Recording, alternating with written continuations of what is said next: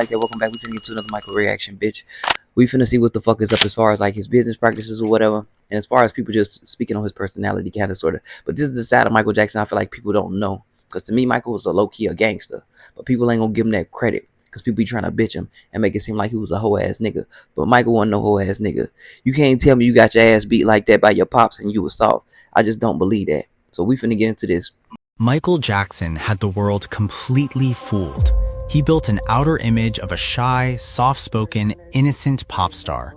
But behind that smiling mask was a dark alter ego. Deep down, Michael was a relentless, unforgiving businessman who would sacrifice almost anyone to get what he wanted. He would fire you on the spot without a second thought. Here is the unbelievable list of family, friends, and executives that Michael Jackson got fed up with and erased from his empire. But you will want to watch this one until the very end, because out of all the people Michael ruthlessly fired, there was one executive he desperately had to rehire just days before he died, and one final, shocking phone call he tried to make to the very man he spent his life running from. Michael's first massive strike happened right at home. When he moved to New York in 1977 to film The Wiz, he finally tasted real solo success. He realized he didn't need his father's iron grip anymore. He was a grown man, and he wanted absolute freedom. So, in March 1983, Michael made his first ruthless business move. He fired his own father as his manager. Here's your first job. I need you to fire Joseph. Joe Jackson, the man who built him, was out. Michael quickly replaced his father's old-school style with a sharp, heavy-hitting music executive named Frank DeLeo. I'm getting sick of everybody saying he fired him in 83. No, he didn't fire him in 83. He fired him before that. He actually fired him in like 78, 79. I want to say around that time. He fired him before that. He was still working for the brothers as far as like managing them as a group and stuff like that. But he wasn't really necessarily 100% with Michael's affairs at that point after 79 going to the 80s. Most people would envy that job, Frank. It's a great job. It's really a terrific job, Terry. Michael's a wonderful human being to be working with. Michael was officially building his own empire, his own way. When Michael moved to New York, he didn't just find freedom. He met a legendary producer named Quincy Jones. It was a match made in heaven. Quincy was the musical genius who steered Michael through the greatest era of his life, producing the massive, record-breaking albums Thriller and Bad. But by 1989, a massive creative difference tore them apart. Michael wanted to pursue a sharper, modern, aggressive street sound. Quincy disagreed. He wanted Michael to slow down and stick to the classic formula that made them rich.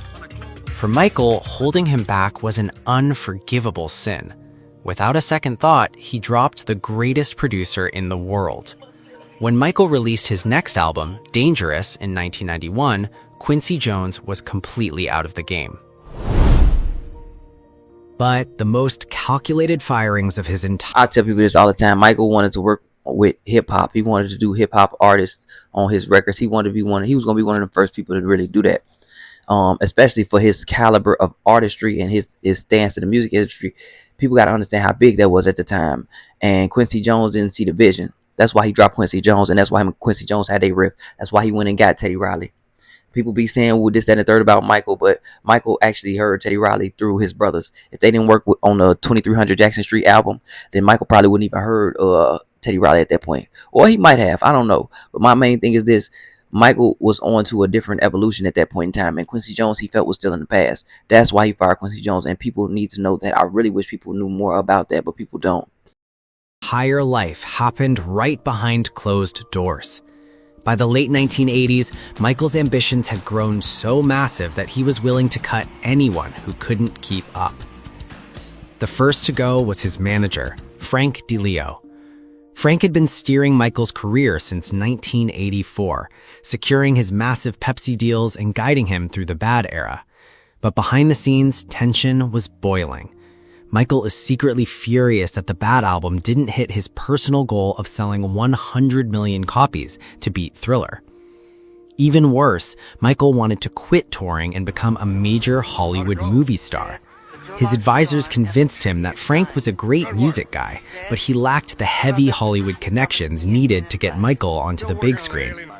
Combined with Michael's growing, deep-seated distrust of the music industry's accounting, the decision was made. On February 14, 1989, Michael completely cut his right-hand man loose, though his PR team covered it up as an amicable parting. The very next year, Michael aimed his sights at his powerhouse attorney, John Branca. Branca was the legal genius who orchestrated the massive $47.5 million purchase of the Beatles' music catalog. Then one day I got the call that the Beatles catalog was for sale. It was called ATV Music, and it was as if we had hit the mother lode. And you paid? The price was $47.5 million, and we later merged it with Sony's music publishing company to create one of the biggest publishers in the world, Sony ATV Music, that the estate to this day owns 50% of. And so how much is that worth? But because the deal was so monumental, Branca made a fatal mistake. He asked for a 5% equity stake in the catalog as his payment. To a deeply suspicious Michael, asking for an ownership piece of his most prized asset felt like a massive overreach. Behind the scenes, Michael was secretly meeting with entertainment mogul David Geffen, who was acting as his deeply trusted advisor. Geffen whispered in Michael's ear, explicitly warning him that Branca had amassed far too much leverage over his career and his estate. To make matters worse, Michael feared Branca was getting way too close to the top executives at CBS Records and Sony. Michael was constantly going to war with the label for higher royalty rates, and he demanded an attorney loyal strictly to him. When I said that I don't trust them two niggas got in my comments and talk some goofy ass shit. I said this because Michael already fired this nigga. I already knew this already, but my thing is this. He had to rehire the nigga back. But if you look at the moves that John Branca make, it's not for the betterment of motherfucking Michael or his estate for real. Him giving 50% of the catalog back to motherfucking Sony. Him selling this to Sony. Him doing that. Him getting rid of that. Him doing this. I understand Michael need the money to get himself out of debt. But at the same time, it's certain ways he could have went about that. He didn't have to sell the catalog. And another thing is, he could have contractually made it to where the motherfucking estate get the catalog back after a certain amount of time. Anything. People be playing Hollywood games and shit, but like Michael wasn't no dummy and Michael wasn't no goofy. But Michael had to be careful. And another thing is, Michael also had to learn how to share. Because at this point, you have to realize now, Michael don't want to share no more. After he left his family, he didn't want to share with nobody. That's why he stopped letting people get money off of his songs like that. He really didn't let people get publishing rights off of making music with him. That's why he stopped really taking songs from other producers and musicians and things like that, which I hated because he didn't give them the opportunity to work with him. People got to realize that, like, people have a dream to work with Prince, have a dream to work with Michael Jackson, have a dream to work with Usher, have a dream to work with Chris Brown. You have to grant these dreams to some people because you never know where they might take you and where they might lead your career. That's why I said I really wish he would have worked with Pharrell on that album as far as Invincible went. But some bitch ass nigga was talking shit about like Michael vision. Michael had a vision, yeah, but Michael was also selfish as fuck around this point in time, and Michael didn't want to share himself with nobody else. He didn't want nobody profiting off of him, same way Prince did at this point. Like a lot of them artists that came out in the 80s did not want nobody profiting off of their music after this point. When they got to that point in their career, they said fuck that shit. They want all of the publishing, they want all of the rights, they want this, that, and the third. But it's like you can't always get away with that, not saying like on some financial shit, but on some creative shit, because that's gonna actually fuck you up in the long run, because you need to work with new people and you need to work with different ideas and you need to get yourself outside of your own personal box. You see what I'm saying? But people don't think like that because they're not real artists. They're just listeners. This is very important because throughout the years, black artists have been taken advantage of completely. And it's time now that we have to put a stop to this incredible injustice. And like Mrs. Sharpton was saying, you're some of the real pioneers that inspired me to be the entertainer that I am. These artists are always on tour because if they stopped touring, they would totally go broken. And it's been, the record companies really do conspire against their artists. They steal, they cheat, they do whatever they can, especially the black artists. Tommy Mottola is the president of the record division. He is a mean, he's a racist, and he's very devilish. The decision was final. In 1990, Michael completely cut ties with his top lawyer. According to Branca himself, Michael tearfully dismissed him, coldly stating he simply wanted to try different representation. The message was clear: no one touches the King's catalog. Michael spent his entire career systematically removing anyone who tried to control him. He wiped out the exact dream team that built his biggest years to prove that no one was safe. He let everybody go from his team. There was no manager, no agent, no press agent. It was Michael, and he would give me business directives and, of course, the label promotion directives. He fired everybody? Everybody. Why? He just felt he wanted to sort of run this business himself, with the help of myself and a couple of others. And I'll never forget, I got a call from Quincy Jones. But in his final days, the isolation became terrifying. Facing immense pressure from his This Is It comeback tour, Michael did the unthinkable. On June 17, 2009, just 8 days before his death, he officially rehired John Branca, the exact lawyer he had fired years earlier. Even more shockingly, according to his former bodyguard, a desperate Michael reached out to his father, Joe Jackson, begging for his help to handle his promoters. So bad. I don't know what to do. I need to get hold of Joseph. Do you know where Joseph is? I've not got my numbers. He managed to get my number for another bodyguard who they kept on, who had some numbers, who we were associated to. He said, and he'd normally call us to get numbers anyway. He couldn't call his normal people because they were blocked out. His normal assistants are gone. AEG took on their own staff, their own bodyguards. So he said, do you know where Joseph is? I do. Do you have his number? I said, I do have his number.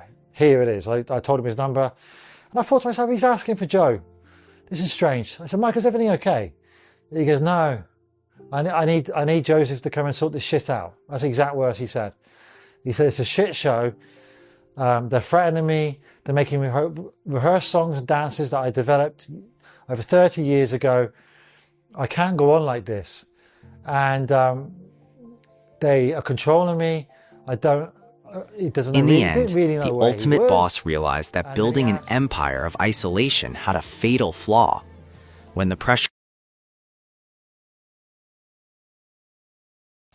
What I'm gonna say is this. When it comes to the Michael situation, it's a lot that goes down with it. Michael isolated himself from a lot of people, and we all know this. And it was ultimately his downfall.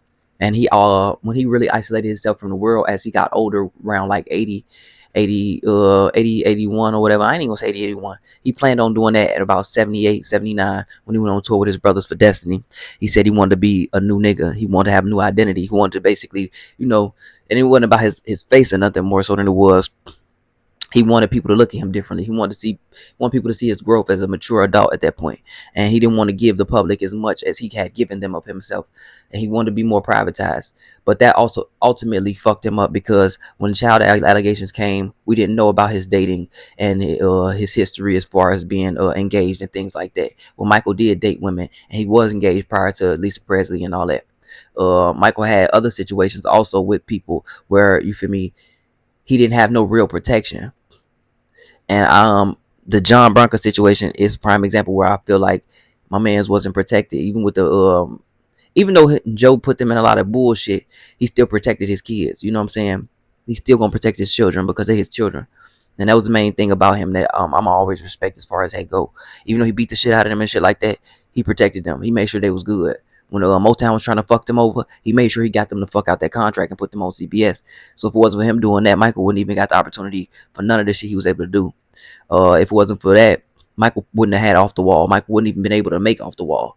They wouldn't even let him work with Quincy Jones 9 times out of 10. Another thing is, with the catalog and all of that shit, like Michael did a lot of shit that really put him into a position of power where when you get to a certain level, you will need a group and a team that you can trust and you can believe in. And to me, it showed he felt like he couldn't trust them niggas. And it's a reason why he felt he couldn't trust them niggas. And he pointed out them reasons why he felt he couldn't trust them niggas. Niggas wanted things that he didn't feel like he was going to give them. and he wanted things that he couldn't get from other guys. And my main thing with that is when Michael wanted to do acting and stuff, didn't nobody want to hire Michael because he was Michael Jackson as far as everything went. So it was like, how do we make you into a movie star? How do we change who you are when all people gonna see you as is Michael Jackson? And that's how a lot of directors felt. Somebody was saying in my comments is that Michael Jackson in the Wiz situation uh came about because of Diana Ross. That's true, but you gotta also remember they wasn't gonna give Michael no lines in that movie. Michael really didn't have no singing parts. If you go look at that album for the Wiz, Michael's not really on nothing but one song. He ain't even on the last song of the movie, which Can You Feel a Brand New Day? He's on in the movie, but he's not on the soundtrack. People don't realize that though. But people gonna talk all this shit as far as Diana Ross go and make it seem like, ooh, no, Diana Ross was the biggest star at the time. And she had the most control over the situation at the time. And that was her point in flexing her muscle as far as being in Hollywood when she said she could get Michael Jackson, when she said she could do this, when she said she could do that, things of that nature. So people gotta realize, like I'm saying right now, when you're in the business of entertainment or any business at all, you got to really pay attention, because the people that got you there is the people that's going to keep you there, and the people that get you there further are the people that you need to watch the most, because you never know what and what they will not do. You know what I'm saying? Joe Jackson was doing little things behind Michael back that Michael didn't approve of, so he eventually cut ties with him business wise. John Branca, the same thing. The manager, also the same thing. But these same people will come out and make it seem like, nothing ever happened. But my main thing will always be this: Michael should have never isolated himself too far from his family. He should never really isolated himself too far from the people who loved him, because that was his ground. When you get away from your ground, you don't have nothing to stand on at that point. And so many people will come through and manipulate you and be in your ear. Same way somebody else got in his ear. And it's real easy for people to get in your ear because you don't have nothing blocking them. You don't have nothing blocking them. You don't have nobody really weighing them options that don't really benefit from your gain. And that's what he needed in his circle. Niggas who didn't benefit from his gain. Niggas he could trust for real. And he didn't have that. And it was hard for him to gain that because everybody he had around him, he had to hire. And everybody he had around him made him paranoid because of how the music industry worked. Y'all let me know what y'all think though. But I ultimately feel that's what led to his death, was his paranoia and all of that. And was him feeling like, he had to estrange himself from the world pretty much. And I hate that for him, because Michael was a beautiful person. He was a dope person. And he was somebody that we really needed to be out here and on this earth shaking and baking and making things happen, as far as, because he really would have been able to help lead and guide a lot of artists today. Him and Prince, they would be so much of a help to black artists today if they were here. But they're not, and I really wish they were. But it's the decisions we make and how we got to learn from other people's mistakes. And you got to realize where Michael went wrong and where Michael went right. I'm not a dick rider. I love Michael Jackson to death, but I'm gonna be 100 on Michael. Michael should have never cut everybody out of his life like that, and should have never isolated everybody out of his life like that. But I know he was on drugs and stuff like that, as far as like the pills and stuff like that. And I know a lot of stuff just made him conscious and made him feel like he had to be that way. But he didn't have to be that way. That was ultimately what led to his self-destruction. But we gone. I'm out. Peace. Understand what work is. These snakes is lurking, observing, trying to close your curtains. These hoes be perping. OG told me, boy, watch your back. They come